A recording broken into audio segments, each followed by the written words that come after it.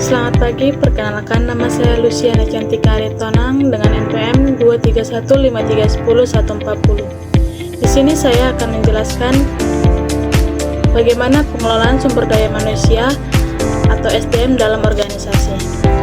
Video ini saya buat untuk memenuhi mata kuliah Human Capital Management atau HCM dengan dosen pengampu Bapak Dr. Khalilul Khalid, SE, SH, MH.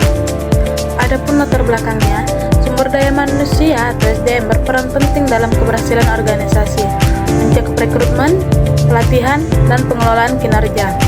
Di era globalisasi, tantangan pengelolaan SDM semakin kompleks akibat persaingan pasar dan perubahan teknologi. Banyak organisasi menghadapi kendala seperti kurangnya pelatihan, rendahnya motivasi, dan sistem kinerja yang tidak optimal. Penelitian ini membahas tantangan tersebut dan menyajikan studi kasus penerapan manajemen SDM dalam perusahaan. Adapun rumusan masalahnya, yang pertama adalah bagaimana konsep dasar pengelolaan SDM yang efektif dalam organisasi. Yang kedua, apa saja tantangan yang dihadapi oleh organisasi dalam pengelolaan SDM. Yang ketiga, bagaimana contoh penerapan pengelolaan SDM dalam perusahaan. Yang terakhir adalah apa dampak dari pengelolaan SDM yang baik terhadap kinerja dan produktivitas organisasi. Yang berikutnya, adapun tujuan penelitian. Yang pertama, untuk mengidentifikasi dan menjelaskan konsep dasar pengelolaan SDM yang efektif dalam organisasi. Yang kedua, untuk menganalisis tantangan yang dihadapi oleh organisasi untuk pengelolaan SDM. Dan yang ketiga, untuk memberikan contoh penerapan pengelolaan SDM yang efektif melalui studi kasus.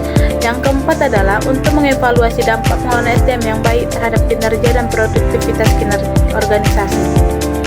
Adapun hal-hal yang harus dibahas, yang pertama adalah konsep dasar pengelolaan SDM,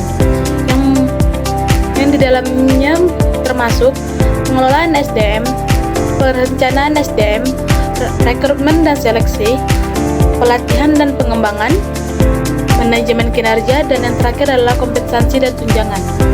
Yang kedua adalah tantangan dalam pengelolaan SDM, yang di dalamnya adalah yang pertama rekrutmen yang kompetitif, yang kedua pengembangan karyawan yang efektif, yang ketiga adalah manajemen kinerja, yang keempat retensi karyawan, dan yang terakhir adalah diversitas dan inklusi. Yang ketiga adalah contoh studi kasus pengelolaan SDM di PT XYZ. Masalah yang dihadapi adalah A. Produktivitas yang rendah, B. Tingginya angka turnover, dan yang terakhir adalah kurangnya motivasi kerja. Dan langkah-langkah yang diambil adalah yang pertama, revisi sistem rekrutmen dan seleksi. Yang kedua, pelatihan dan pengembangan karyawan.